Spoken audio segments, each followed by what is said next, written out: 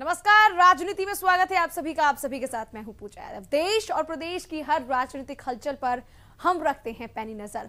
क्या घट रहा है देश की सियासत में और क्या है हरियाणा की राजनीति में खास, चलिए डालते हैं राजनीति की इन्हीं खबरों पर एक नजर।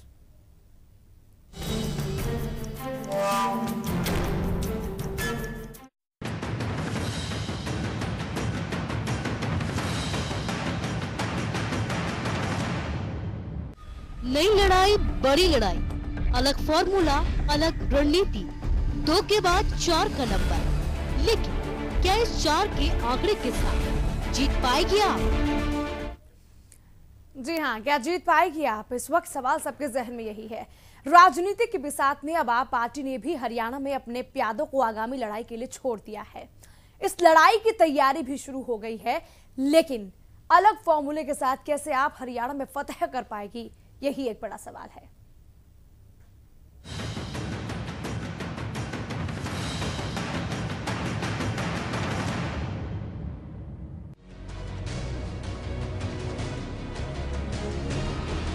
दिल्ली की लड़ाई के बाद आम आदमी पार्टी अपनी दूसरी लड़ाई लड़ने के लिए तैयार है।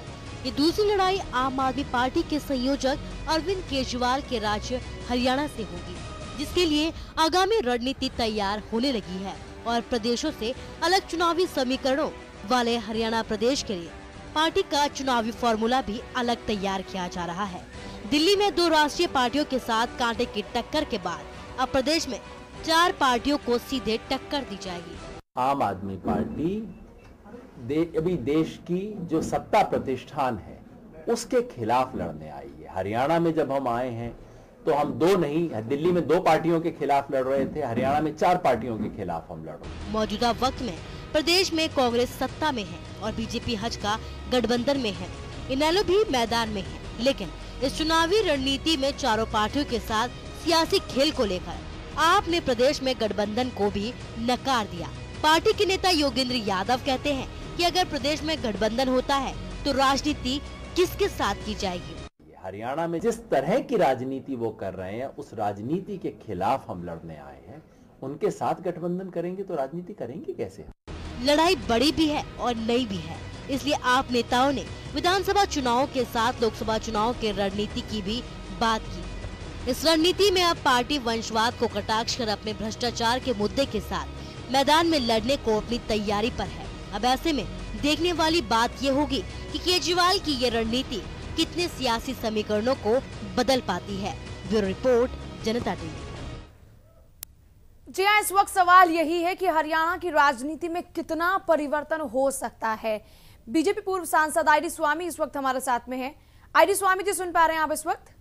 जी, आपकी आवाज सुनी, पहले नहीं। ठीक है आईडी स्वामी जी, अब जिस तरह से एक नई स्ट्रेटेजी की बात कर रहे हैं योगेंद्र यादव, और जैसा कि इस वक्त कार्यभार भी उन्हीं के कंधों पर है, फिलहाल अगर हम नई स्ट्रेटेजी की बात करते हैं तो फिलहाल आपकी इस नई स्ट्रेटेजी में आप क्या खास देख रहे हैं, क्या कुछ हो सकता है इसमें? देखिए, जहां तक आप पार्टी का ताल्लुक है जी, ज्यादा इम्पैक्ट हरियाणा में वो करने वाले नहीं है जी। एक नंबर 1 बहुत ज्यादा हैवीली कास्ट रिडन सोसाइटी है हमारी, यहाँ खाप्स का बड़ा इन्फ्लुएंस है। शायद खाप अब आपने किसी और स्टेट में ना सुनी हो। हाँ। हरियाणा में खाप है और कास्ट बेस्ड सोसाइटी है जी। दूसरे ये कि हमारे यहाँ बीजेपी का मुकाबला जो केडर बेस्ड पार्टी है और बहुत पुराना आरएसएस और बीजेपी का बहुत बड़ा केडर है, उस केडर का मुकाबला ये ठीक है कि दिल्ली में बहुत अच्छी सक्सेस उन्होंने ली और वाकई उन्होंने मिरेकल करके दिखाया है, इसमें कोई शक नहीं। लेकिन वो एक अर्बन एरिया था, उसमें रूरल एरिया, 70% रूरल एरिया है, 25% मुश्किल से अर्बन कोग्लुबलेट होंगे, सेंटर्स होंगे।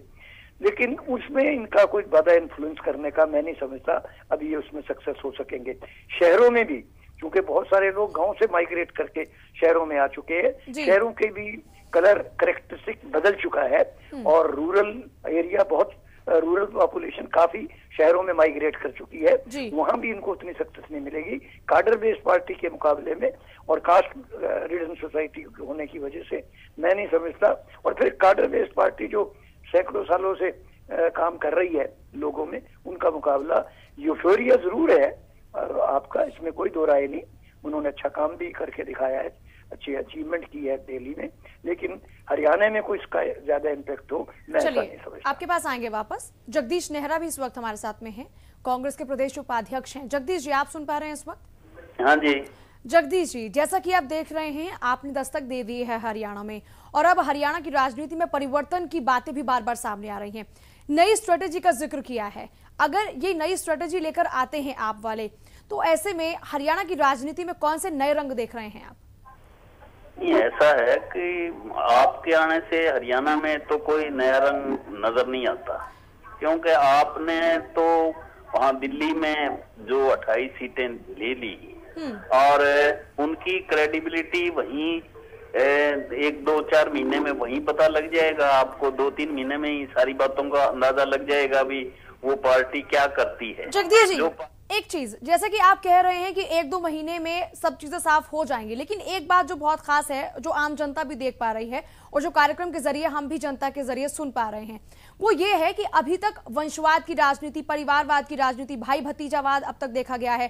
खाप का इन्फ्लुएंस का भी जिक्र किया बीजेपी नेता ने, लेकिन अब आम जनता परिवर्तन चाह रही है, और अगर एक विकल्प मिल जाता है तो कहीं ये चमत्कारिक रूप हरियाणा में देखने को ना मिल जाए? ना, ऐसा चमत्कारिक और भी पार्टियां बहुत हैं हरियाणा में। तो बीजेपी है, अजक्का है, लोकदल है, और भी बहुत सी पार्टियां हैं। बदलाव का तो वोटर फैसला करेंगे कि बदलाव किसके हक में जाता है। लेकिन क्योंकि एक कॉमन फैक्टर तो है, महंगाई और करप्शन। ये दो चीजें ऐसी हैं जो इस वक्त चाहे ग्रामीण क्षेत्र हो चाहे शहरी क्षेत्र हो, हर किसी के जहन में ये दो बातें घर कर चुकी हैं, और इसी को लेकर वो फिलहाल एक उम्मीद लगाए बैठी है आपसे।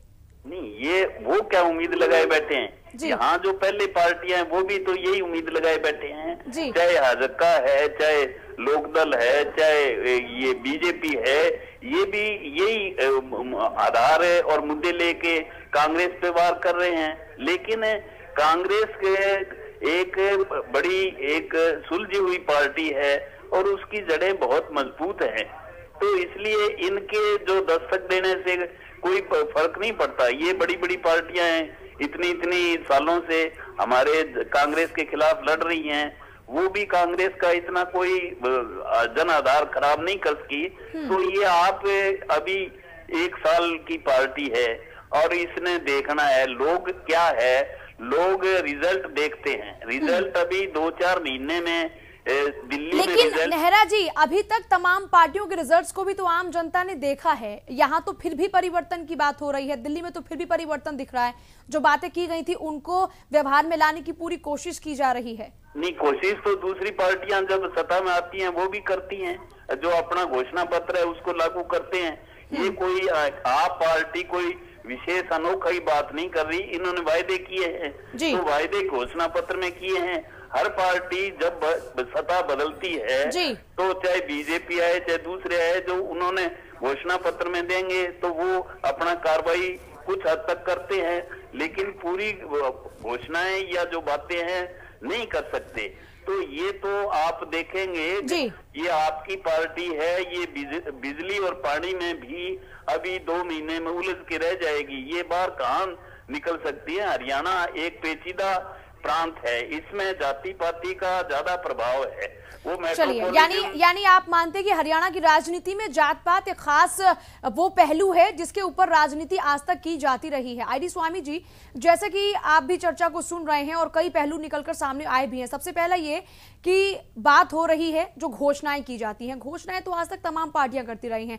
हरियाणा के परिप्रेक्ष्य में बात करते हैं तो इनेलो की तरफ से भी कई बार घोषणा की गई, और इस वक्त तमाम पार्टियां कहीं ना कहीं भ्रष्टाचार में लिप्त होती हुई नजर भी आ रही हैं। जो आपके पास एक मजबूत मुद्दा है तो कहीं ना कहीं घेर तो सकती है हरियाणा में तमाम पार्टियों को। आप देखिए, जहां तक हरियाणा का ताल्लुक है, कांग्रेस के खिलाफ जो एंटी कांग्रेस वेव सारे भारत में है और जो मोदी जी की पॉपुलैरिटी है उसका असर हरियाणा में भी होगा।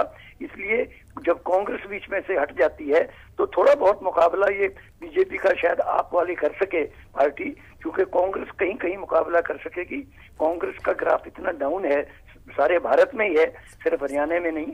हरियाणा की सरकार की वजह से, भारत की सरकार की पॉलिसीज की वजह से, महंगाई की वजह से, भ्रष्ट, जो भी आप ले मुद्दे। लेकिन जहां तक आपका ताल्लुक है, अभी उनकी क्रेडिबिलिटी, उनका जो मिरेकल किया है, उनकी क्रेडिबिलिटी उन्होंने सिर्फ दिल्ली में एस्टेब्लिश करनी है। लोकसभा का चुनाव पहले है, उनका अगर कोई असर पड़ेगा, जब विधानसभा का चुनाव आएगा, विधानसभा के चुनाव तक उनको तकरीबन 1 साल मिल जाएगा अपनी पार्टी को ऑर्गेनाइज करने का, मुमकिन है। यानी लोकसभा में कम मौका है फिलहाल, लेकिन हरियाणा विधानसभा में टाइम मिल जाएगा आपको। सतबीर सिंह कादियान भी इस वक्त हमारे साथ में है इनेलो से। सतबीर सिंह जी, आपकी तरफ से लगातार कोशिशें की जा रही हैं, यहां पर भी मुद्दा भ्रष्टाचार और महंगाई सबसे पहले रहेगा, लेकिन हरियाणा की राजनीति में जाति पाति हो, परिवारवाद हो, ये कुछ खास रहे हैं जिन पर आज तक राजनीति होती आई है। लेकिन अगर बदलाव होता है तो इनेलो की तरफ से क्या कदम होंगे? हरियाणा की राजनीति में जी जात पात कोई विशेष मुद्दा नहीं है, कुछ लोग उठाना चाहते हैं और वो मुद्दा नहीं है।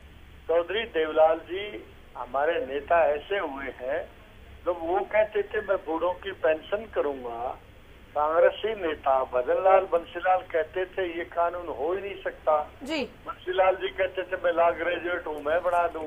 चौधरी साहब ने कहा था मुझे बनाओ और मैं पेंशन कर दूंगा सारे देश में। नहीं कादियान जी, वो चीजें ठीक है, लेकिन अब एक नई स्ट्रेटेजी की बात आपकी तरफ से की जा रही है।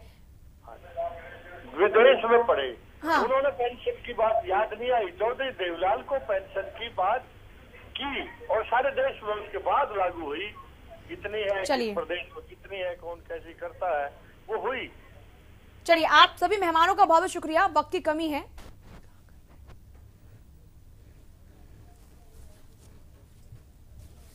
जी हाँ, तो तमाम पार्टियों से हमने बातचीत की है और जैसा कि निकल पाया है, तमाम जो हमारे खास मेहमान रहे हैं हमारे साथ जुड़ने में, उनका यही कहना है कि अभी तक अगर हम हरियाणा की राजनीति की बात करते हैं तो यहाँ पर बहुत सारी पेचीदगियां हैं।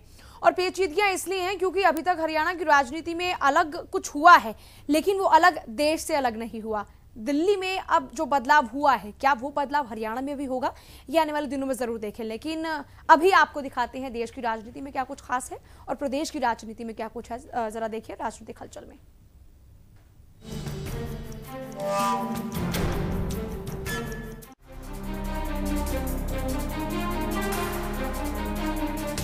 अरविंद केजरीवाल ने दिल्ली के मुख्यमंत्री बनने के बाद अब जनता से किए वादे को अमली जामा पहनाना शुरू कर दिया है।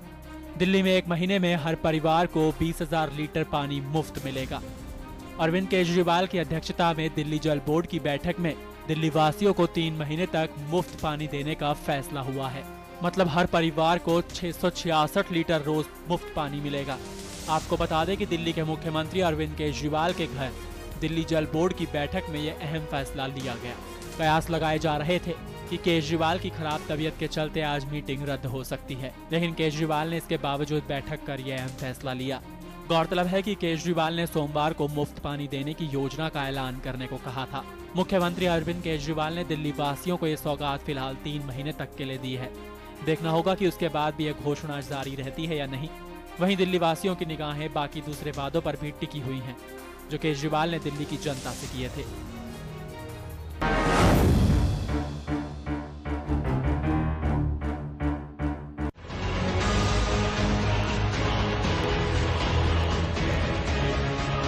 दिल्ली की राजनीति में अपने पांव जमाने के बाद आम आदमी पार्टी अब हरियाणा के चुनावी समर में अपनी पार्टी का किला फतेह करने की तैयारी में जुट गई है।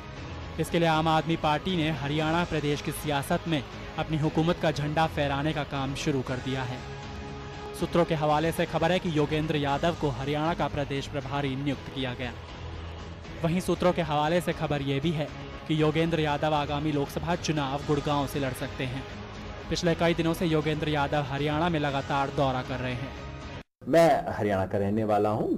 रेवाड़ी के पास सारनबास मेरा गांव है और जब मैं सारी दुनिया को सीख देता हूँ कि राजनीति में आना चाहिए, राजनीति युग धर्म है, और कहता हूँ चुनाव लड़ना चाहिए, तो मैं उससे कैसे इनकार कर सकता हूँ। तो निश्चित ही अगर पार्टी समझती है कि मेरी कोई भूमिका हो सकती है और स्थानीय कार्यकर्ता समझते हैं कि मुझे उम्मीदवार होना चाहिए, तो मैं उपलब्ध रहूंगा।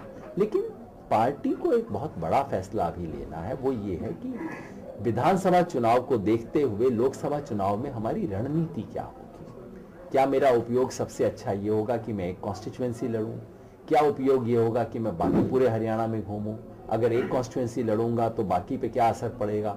ये सब फैसला सब लोगों को मिलकर पूरी टीम को फैसला करना है। टीम जो फैसला लेगी करेंगे। राजनीतिक जानकार मानते हैं कि दिल्ली की सियासत का अच्छा खासा असर हरियाणा की राजनीति पर पड़ता है। ऐसे में देखना दिलचस्प होगा कि दिल्ली के चुनावी नतीजे और आम आदमी पार्टी के नेता योगेंद्र यादव के हाथ में हरियाणा की कमान प्रदेश राजनीति में क्या रंग लाती है।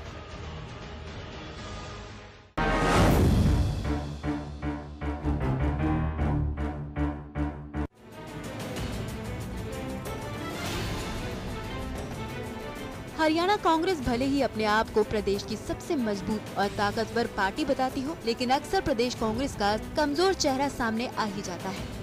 प्रदेश कांग्रेस की सबसे बड़ी कमजोरी आपसी मतभेद समय समय पर उभर कर सामने आते रहते हैं और एक बार फिर दोनों खेमों के मतभेद खुलकर सामने आए हैं। सांसद ईश्वर सिंह ने एक बार फिर से मुख्यमंत्री हुड्डा पर हमला बोलते हुए कहा कि सीएम ने प्रदेश कांग्रेस के कई नेताओं की भूमिका विपक्ष की जैसी बना दी है, बैठकों में भी उन्हें बोलने का मौका नहीं दिया जाता। हरियाणा के मुख्यमंत्री जी ने कुमारी शैलजा के ये हमारे जितने भी चौधरी वीरेंद्र सिंह है, हमारा एक ऐसा परिचय पब्लिक में मैसेज देने की कोशिश की। हमारा तो परिचय भी विपक्ष का रूप जैसे होता उस आधार पे देते, और यदि हम मीटिंग में जाते हैं तो हमें हिदायत रूप से ये है कि आप सुन सकते हो, बोल नहीं सकते। पत्र लिखने से विकास नहीं, मीटिंग में जाते वहाँ बोलने का अधिकार नहीं। ईश्वर सिंह ने मुख्यमंत्री पर आरोप लगाते हुए कहा कि मुख्यमंत्री के अनुसार प्रदेश में विकास समान रूप से हो रहा है, बावजूद इसके बड़े प्रोजेक्ट रोहतक और सोनीपत में ही क्यों लगे हैं। अब ये कहते हैं कि समान विकास हो रहा है। हमने कितनी बार ये बात की और उस बात का कोई असर नहीं। 8 जिलों में एक यूनिवर्सिटी है, आपका अम्बाड़ा है, यमुनानगर है, पंचकूला है, कुरुक्षेत्र है, कैथल है, पानीपत है, जींद है, करनाल है। एक यूनिवर्सिटी है कुरुक्षेत्र 8 जिलों में। और रोहतक के अंदर तो बाढ़ आ गई। हम ये नहीं कहते, मुख्यमंत्री के उसमें काम होना चाहिए, परंतु ये तो कोई तरीका नहीं ना कि एक ही जिले के अंदर 9 यूनिवर्सिटी हो। मिशन 2014 की लड़ाई अब ज्यादा दूर नहीं है, लेकिन जैसे जैसे चुनावी मौसम नजदीक आ रहे हैं, प्रदेश कांग्रेस में जुबानी हमले तेजी से पनप रहे हैं। दोनों खेमों में तनातनी अपने चरम पर है और कोई भी खेमा बैकफुट पर जाने को तैयार नहीं है। ऐसे में अगर दोनों खेमों में जुबानी जंग इसी तरह चलती रही तो इस लड़ाई का खामियाजा प्रदेश कांग्रेस को भुगतना पड़ सकता है।